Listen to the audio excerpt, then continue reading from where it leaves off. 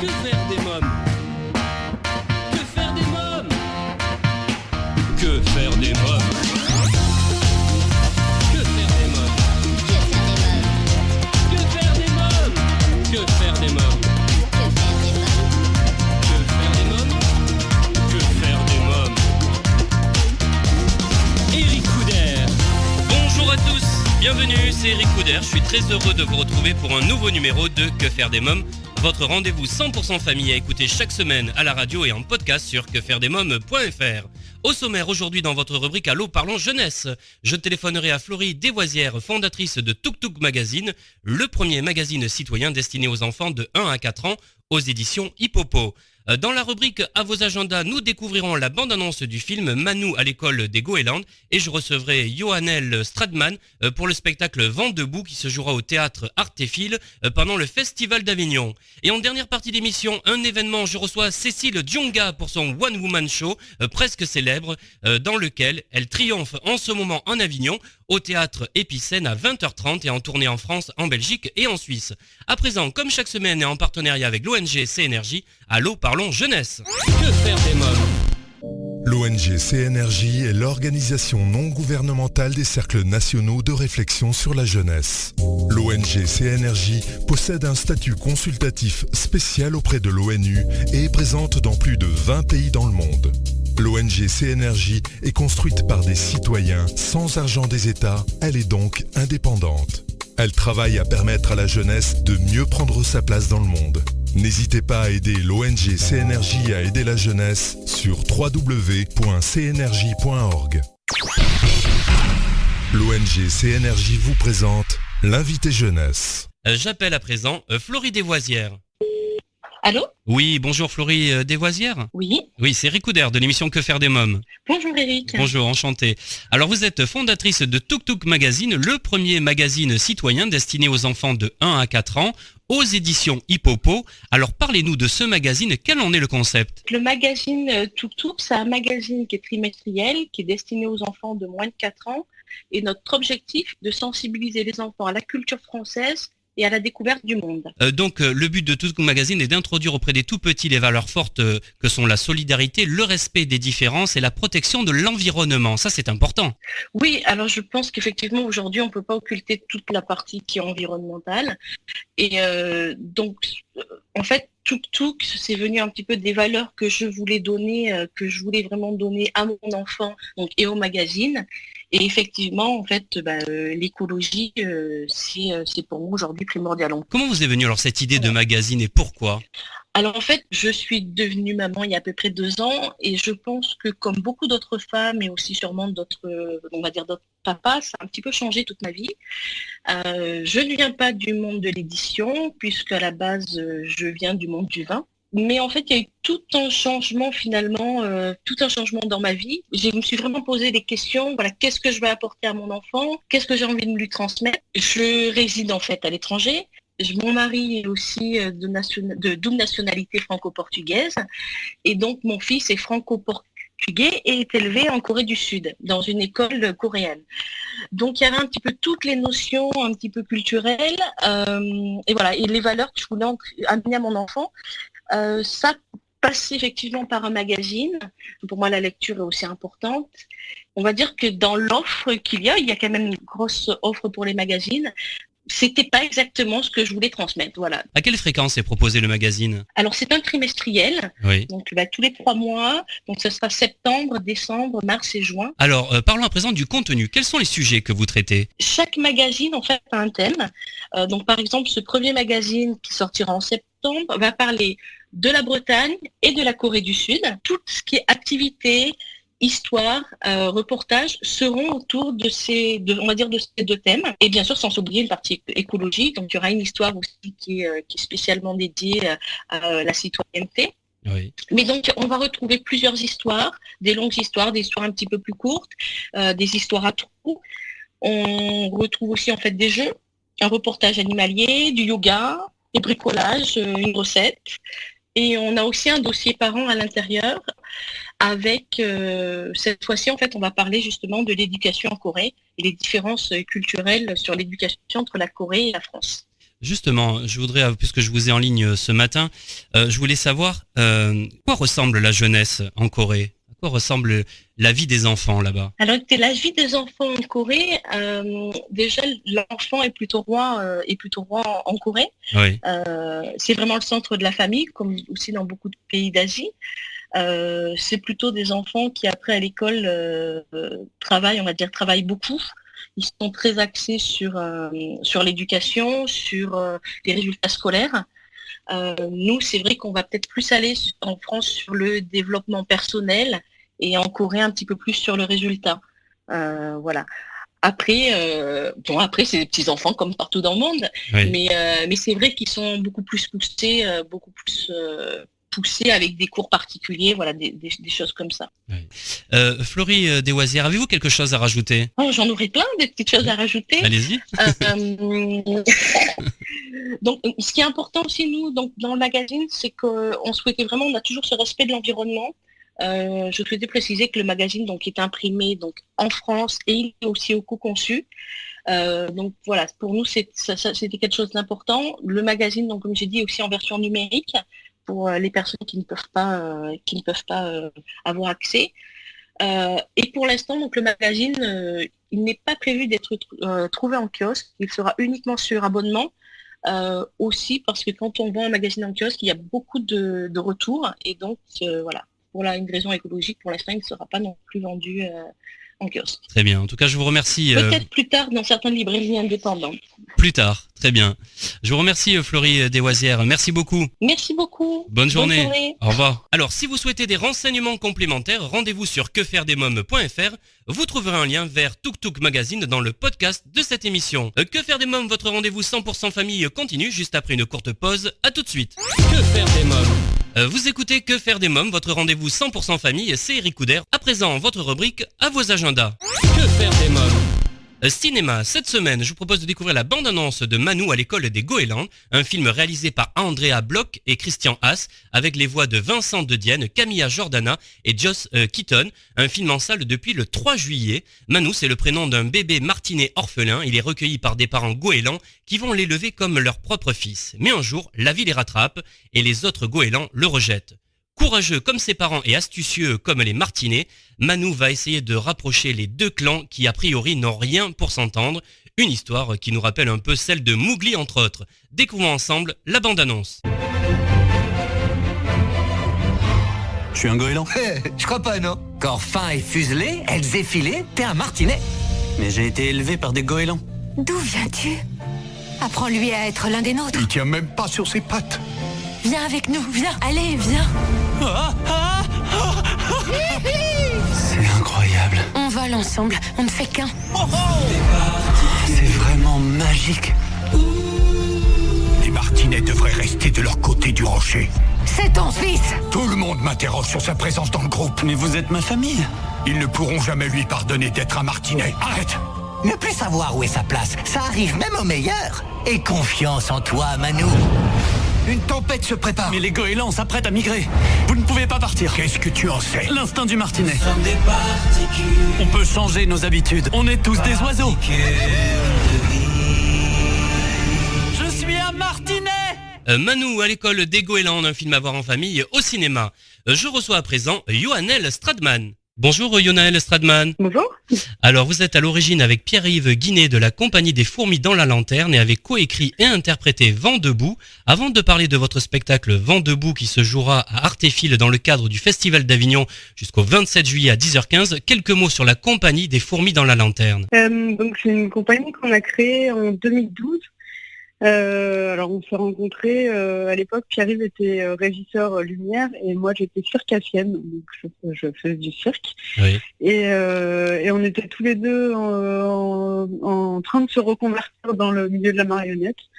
Et en fait, ça a très bien marché. Tout de suite, on s'est rendu compte qu'on était très complémentaires et voilà, on a commencé à travailler ensemble avec notre premier spectacle, Le Clic. Alors bien maintenant on va parler du spectacle Vent debout, un spectacle de marionnettes tout public pour les enfants à partir de 7 ans, créé et interprété par vous-même et Pierre-Yves Guinet. Alors quelques mots sur le spectacle. Alors c'est un spectacle visuel, donc c'est-à-dire qu'il n'y a pas du tout de parole. On a choisi de raconter cette histoire sur la liberté d'expression sans parler. Donc c'était un petit défi.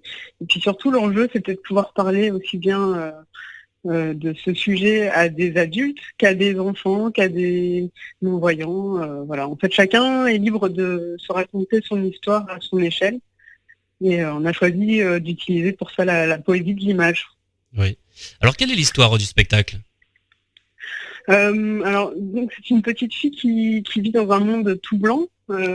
Alors le décor est entièrement fait en papier avec des blocs de papier et donc elle vit dans un monde d'interdits. Elle a le droit de rien faire et avec son grand-père, elle vit dans ce monde-là avec son grand-père et en fait elle va basculer accidentellement dans un autre monde, un monde de liberté pour le coup, un monde avec des livres, des peintures, des dessins, de la musique.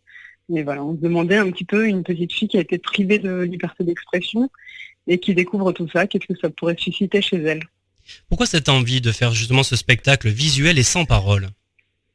Alors c'est une inspiration qui est venue d'un voyage quand on est parti jouer notre précédent spectacle en Corée du Sud. On s'était renseigné un petit peu sur la relation entre les deux pays et on avait entendu parler d'un fait divers d'une association américaine qui envoie des ballons à l'hélium au-dessus de la zone démilitarisée entre la Corée du Sud et la Corée du Nord. Et au bout de ces ballons, ils accrochent des clés USB avec de la musique, des séries, des choses auxquelles les Nord-Coréens n'ont pas accès. Et de la même manière, on se demandait est-ce qu'un enfant qui recevrait tout ça, qui n'a rien connu d'autre que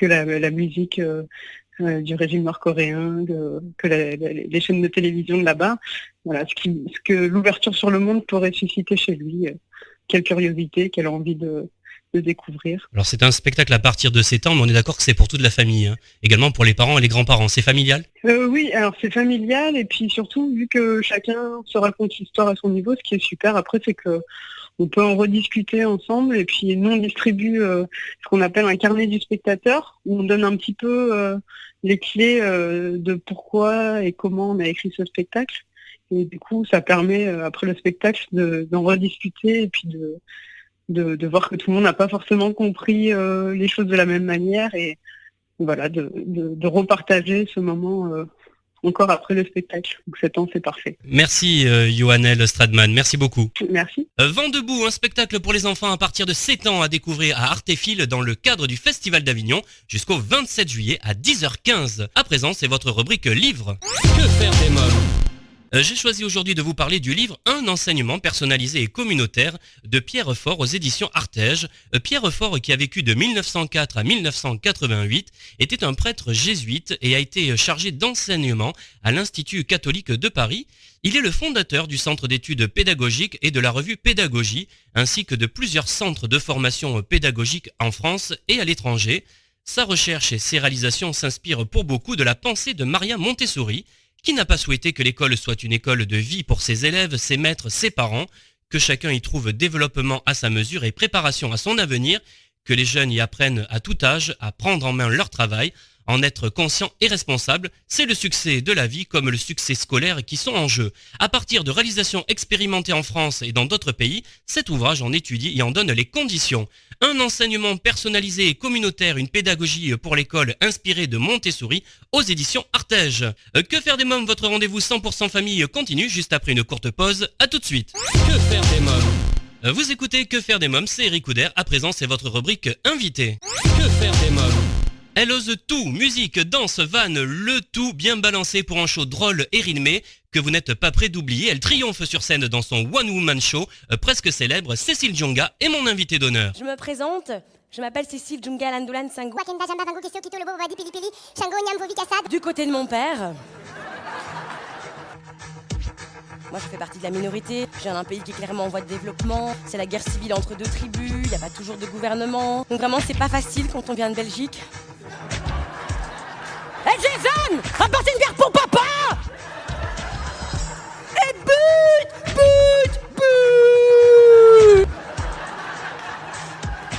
Non mais les gars, non, attends, j'ai rien contre les roux, c'est juste que moi je suis black. si je fais un enfant avec un roux, ça fera un brouk. Et les filles, solidarité. Quand on est seul à la maison, c'est quartier libre. Bonjour Cécile Djenga. Bonjour, comment ça va ? Très bien, toi aussi ? Bah ouais, merci beaucoup pour l'invitation. C'est avec grand plaisir en tout cas, parce que j'ai beaucoup aimé ce spectacle. Alors, tu as triomphé justement avec ton spectacle presque célèbre à la Nouvelle Scène en juin à Paris, et à présent le Festival d'Avignon au théâtre Épicène. Comment tu te sens ? Impatiente, j'ai hâte, c'est mon premier Avignon avec ce spectacle, donc impatiente de découvrir le public français en plus, parce que moi je suis belge, et puis de voir un peu comment ça va se passer. Je te cache pas que j'ai un petit peu peur quand même, parce qu'il fait très chaud et que on va devoir assumer 21 représentations, donc j'espère que tout va bien se passer, mais j'ai tellement la patate que ça va aller. Djenga, c'est un diminutif, non, je crois ? Oui, c'est vrai, oui. Oui, Cécile, Djunga, Landulan, Sangu, Akenda, Jamba, Vangu, Kiese, Okito, Lobo, Wovadi, Pili, Shango, Nyamvovi, du côté de mon père. Voilà, donc, et Djunga, ça veut dire piège, hein, donc attention. Hein. Oui, en lingala. Je vais me méfier alors. Alors raconte-nous, alors tu es Miss Météo à la RTBF et sur TV5 Monde, tu as co-animé The Voice Belgique, tu as ta propre émission en prime time, c'est extraordinaire. Oui, la RTBF, qui est la chaîne nationale belge, me fait assez confiance et m'a confié des beaux programmes. Et puis ici en France, j'ai la chance d'avoir rejoint l'équipe de Tattoo Cover sur TFX et une toute nouvelle émission que je peux pas encore le dévoiler, mais ça va arriver très bientôt et ce sera aussi pour les petits. Donc oui, voilà, vous verrez ça très bientôt. Mais donc voilà, je vais faire pas mal de choses en télé en France et puis la tournée du spectacle. Alors, tu as un CV hallucinant. Théâtre, télévision, danse, radio, web-série. Tu as participé à de nombreux festivals, as reçu de multiples prix. Cécile Djenga, combien de vies tu as eu ? J'en ai qu'une vie, mais je dors pas beaucoup. J'aimerais bien, si j'avais un vœu, c'est qu'il y ait plus que 24 heures dans une journée pour pouvoir faire plus de choses. Mais c'est vrai que j'ai eu la chance de gagner plusieurs prix. Le dernier en date, c'est Femme inspirante de l'année. Puis j'ai aussi gagné un prix là d'humour contre la bêtise et pour l'humanité. Donc ça me fait très plaisir parce que c'est voilà, rire pour la bonne cause, c'est important. Donc je suis très flattée de tout ça. Et tant que j'ai de l'énergie, je serai là et je ne dormirai pas. Alors parle-nous à présent de ton one-man show presque célèbre dans lequel tu mets tout en œuvre pour entrer dans la lumière et être presque célèbre. Quelles sont les résolutions que tu as prises ? Plusieurs, mais en tout cas, je pense que c'est un peu le message du spectacle, c'est d'aller au bout de ses rêves et de rester soi-même et de développer, comme on dit, son clown intérieur. Et je dis toujours dans le spectacle une phrase de Oscar Wilde, je dis « Soyez vous-même, les autres sont déjà pris ». Parce que je pense que c'est important de cultiver la richesse de sa différence. Alors presque célèbre, c'est ton deuxième one-man show, puisqu'avant il y avait One Killer's Show, hein. Attention, One Woman Show. Non, mais c'est pas grave, tu es un homme, je comprends, c'est pas grave. Donc One Woman Show, c'est le deuxième. Et il marche bien, ça se passe bien, là on est en tournée et j'ai déjà envie d'écrire le troisième. Mais bon, on va quand même déjà faire découvrir aux gens celui-ci. Mais en effet, c'est le deuxième spectacle. Alors, tu joues plusieurs personnages, tour à tour mannequin, footballeuse, institutrice. D'ailleurs, cette institutrice a une façon bien à elle de parler de colonisation. C'est très très drôle ce passage aussi. Hein. C'est mon sketch préféré, vraiment. J'adore ce sketch. En effet, je revisite la colonisation belge au Congo avec des marionnettes. Donc c'est assez déluré, décalé. Ça va dans tous les sens. C'est anachronique. Mais il y a un vrai fond d'histoire. Parce que pour moi, c'est très important d'apprendre des choses. Et je pense qu'avec le rire, on peut faire passer des messages et c'est important. Et parfois, on n'est pas assez renseigné sur l'histoire de nos pays. Et voilà. Et du coup, ce qui fait que souvent, les enfants ou les jeunes qui viennent voir mon spectacle, c'est une partie qu'ils aiment bien. Parce que c'est visuel, parce que c'est drôle, ça bouge, il y a des marionnettes. Et en même temps, ils apprennent plein de choses. Tu parles famille également. Ça va bien avec l'émission Que faire des mômes. Tu parles de ta maman, de ton neveu également. Comment il s'appelle ton neveu ? Kirikou. Oui, je parle de mon petit-neveu. Je m'inspire beaucoup de mon entourage et de ma famille pour écrire des sketchs. Et là, oui, mon neveu, j'ai 10 neveux et nièces, et il y en a un particulièrement, il s'appelle Imran, et puis il fait toujours des bêtises, et donc du coup, ça me permet d'écrire des sketchs. Donc, laissez vos enfants faire des bêtises, et après, vous m'envoyez ce qu'ils font, et puis j'écrirai des sketchs dessus. Donc, voilà. Mais donc, la famille, c'est important, hein, c'est un socle, et puis j'ai eu la chance d'avoir une éducation où ma famille m'a toujours encouragée à être comédienne, à faire ce que j'avais envie. Ils m'ont juste dit, ma mère m'a toujours dit, ok, fais du théâtre, mais par contre, tu le fais à fond. Et donc, elle laissait pas vraiment de place à l'échec. Elle m'a toujours encouragée à le faire. Et je pense que c'est beau des parents qui peuvent soutenir leurs enfants, quoi qu'ils fassent, mais les pousser à faire toujours mieux. Tu aimerais être actrice, jouer de Juliette dans Roméo et Juliette, hein, c'est ça, par exemple? Oui, pour moi, c'est une des plus belles pièces du répertoire théâtral. Roméo et Juliette, c'est un rêve de gamine. Et donc, tous les soirs, je m'offre la possibilité de le faire à chaque fois avec quelqu'un différent. Bon, j'en dévoile pas trop, sinon plus vous saurez tout. Et puis personne ne voudra venir au premier rang. mais oui, c'est chouette parce que tous les soirs le spectacle est différent, parce que tous les soirs le public participe énormément. Et donc c'est à chaque fois une surprise. J'ai à chaque fois un Roméo différent. Et du coup ça me permet de réécrire Shakespeare tous les soirs. Et c'est un vrai kiff. Que faire des mômes revient dans quelques instants, juste après une courte pause. À tout de suite. Que faire des mômes. Vous écoutez Que faire des mômes, c'est Eric Couder. Retrouvons tout de suite la pétillante Cécile Dionga. Alors moi j'étais dans la salle hier soir, la personne que tu as choisie, elle était extraordinaire également. Alors, j'ai ri, mais si elle joue pas le jeu, tu fais comment?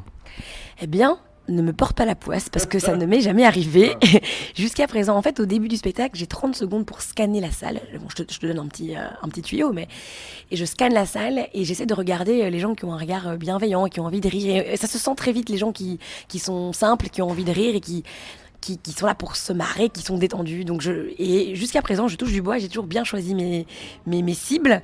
Donc je choisis. Et après, advienne que pourra. Hein. Tu es bienveillante en tout cas avec le public, ça on le ressent vraiment. Hein. Bon ça me fait plaisir que tu me le dises parce que pour moi la bienveillance c'est capital, que ce soit dans un spectacle ou même dans la vie. La bienveillance c'est important d'être à l'écoute des gens et d'être là pour sortir le positif des gens et pas être méchant. Moi je suis pas là pour casser les gens, jamais.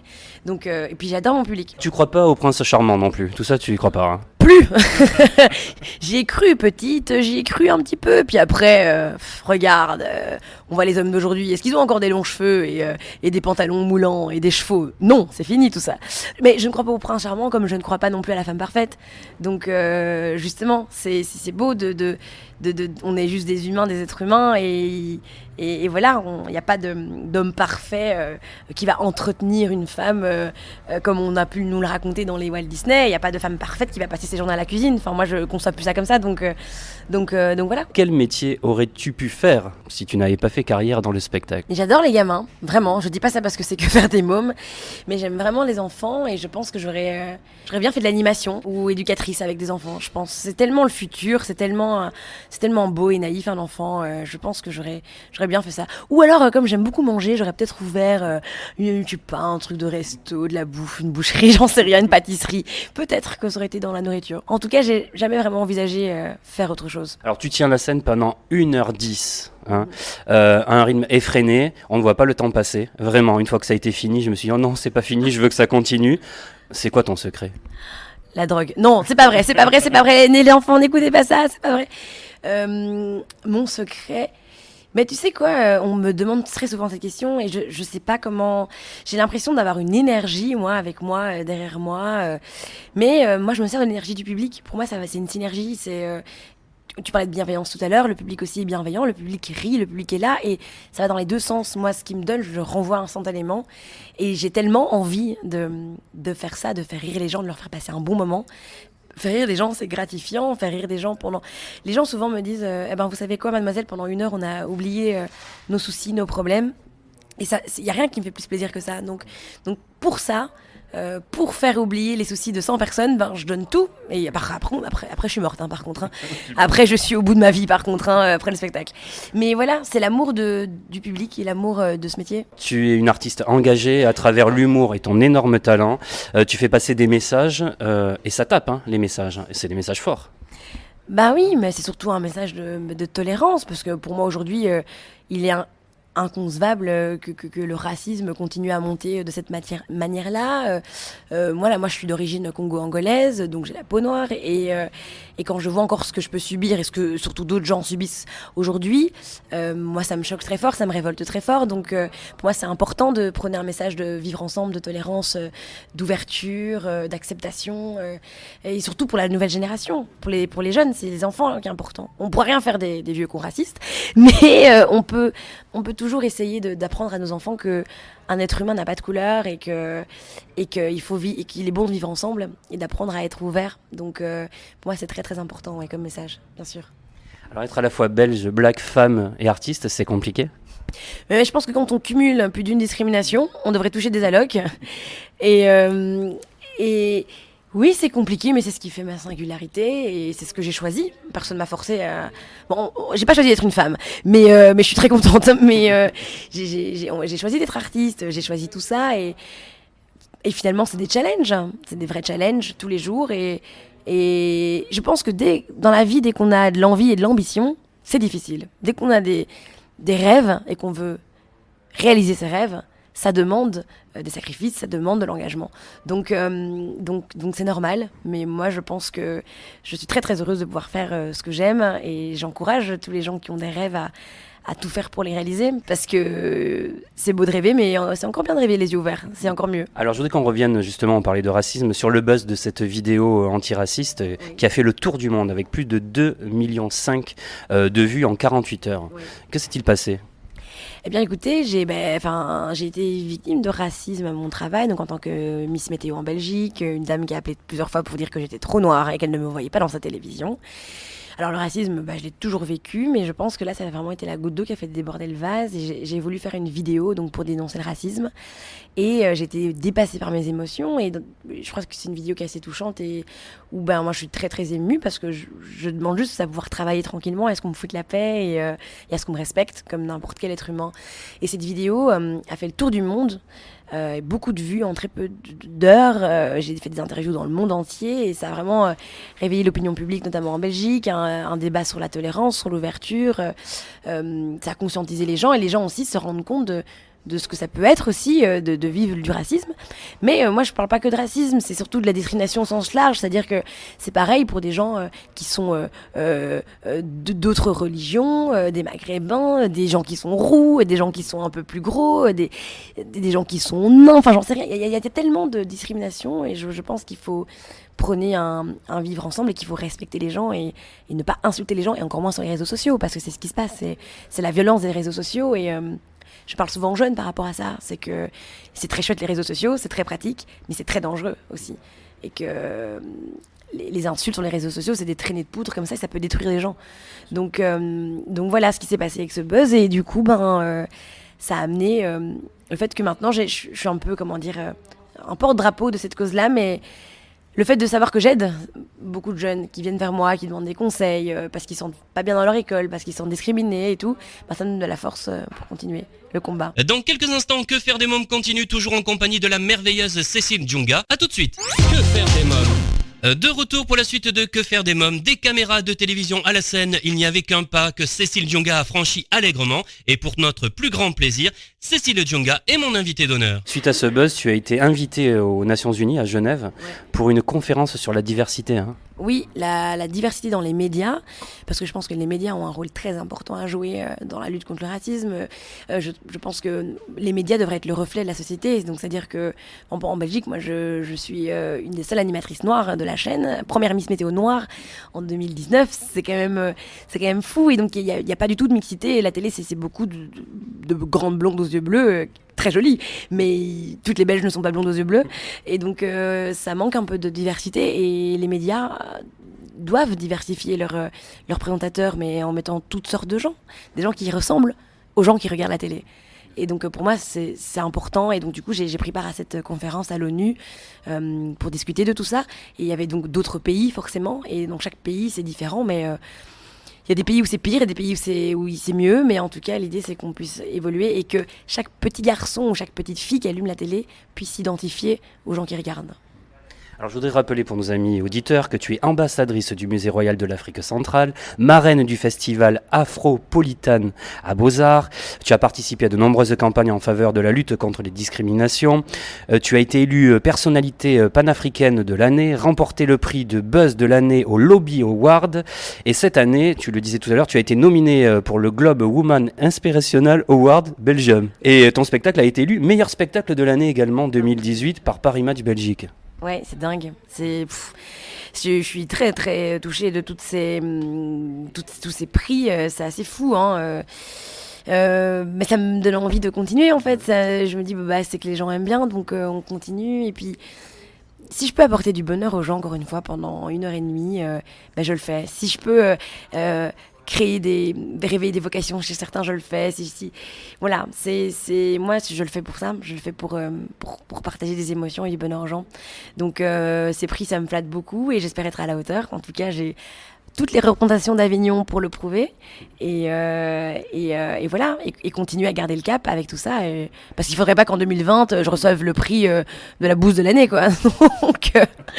Donc il faut garder le niveau, quoi. Il paraît que depuis ton plus jeune âge, tu as toujours été une vraie pipelette, c'est vrai ça? Et que c'est pour cadrer ton débit de parole que tu as commencé le théâtre. Oui, c'est ma mère qui m'a dit on comprend pas ce que tu dis, là je te mets à des cours de théâtre.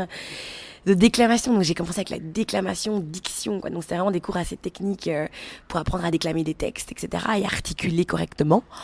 Que faire des mômes.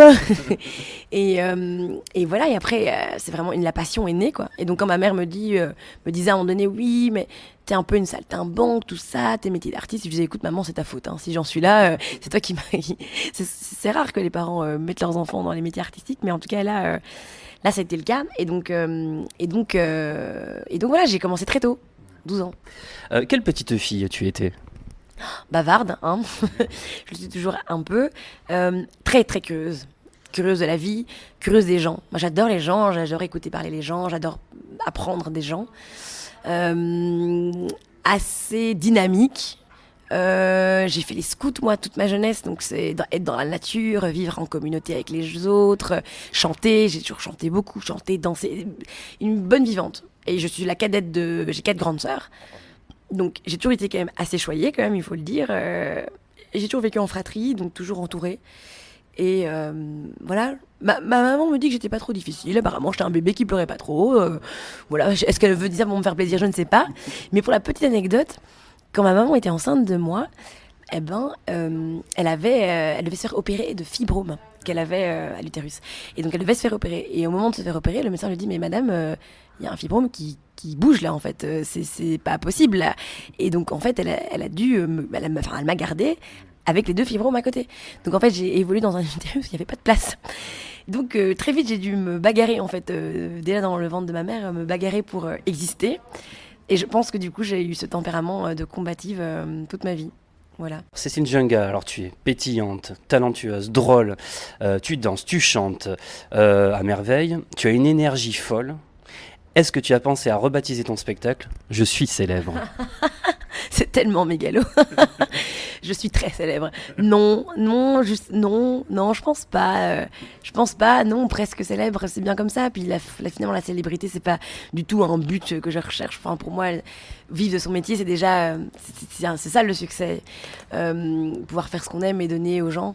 Non, je vais pas le rebaptiser comme ça, mais je pense déjà au prochain spectacle que j'ai envie qu'il soit encore plus éducatif à l'image de mon sketch avec les marionnettes sur la colonisation. J'ai envie d'aller encore plus dans quelque chose de ludo-éducatif sur la vulgarisation historique, et j'ai encore plus envie de parler du coup aux familles, hein. C'est un peu un public de 7 à 77 ans finalement. Ah, 77 ans. 77 ans. Allez, une dernière chose, qu'as-tu envie de dire à nos auditeurs qui nous écoutent un peu partout dans le monde? On est beaucoup écoutés en Belgique, en Afrique également, et puis tu sais, très près d'Avignon. Ah bah si vous êtes près d'Avignon, franchement, passez, parce que j'y serai tous les soirs à 20h50. Et si vous êtes en Belgique, j'arriverai très bientôt. Si vous êtes en Afrique, j'arrive, je suis en marche, je suis en route, j'arrive bientôt. Mais où que vous soyez, en tout cas, j'espère que je passerai un jour dans votre ville avec le spectacle. Et dans tous les cas, vous pouvez me suivre sur les réseaux sociaux, partout. Et où que vous soyez, surtout, soyez heureux et aimez-vous, parce que c'est le plus important. Merci Cécile Djunga, merci beaucoup. Merci à vous. Courez voir Cécile Djunga si vous êtes du côté d'Avignon pendant le festival. C'est un spectacle à ne surtout pas manquer. Cécile Djunga, presque célèbre, jusqu'au 28 juillet à 20h30 au théâtre Épicène et en tournée en France, en Belgique et en Suisse. Et bien voilà, Que faire des mômes pour aujourd'hui, c'est terminé. Un grand merci à tous mes invités. Comme chaque semaine, j'embrasse très fort ma petite nièce Erika qui m'a inspiré cette émission. Pour écouter ou réécouter ce programme, je vous invite à vous abonner au podcast en vous rendant dès à présent sur quefairedesmoms.fr. Pour connaître toute notre actualité, n'oubliez pas à nous suivre sur les réseaux sociaux, Facebook, Twitter et Instagram. Merci pour votre fidélité. Bye bye.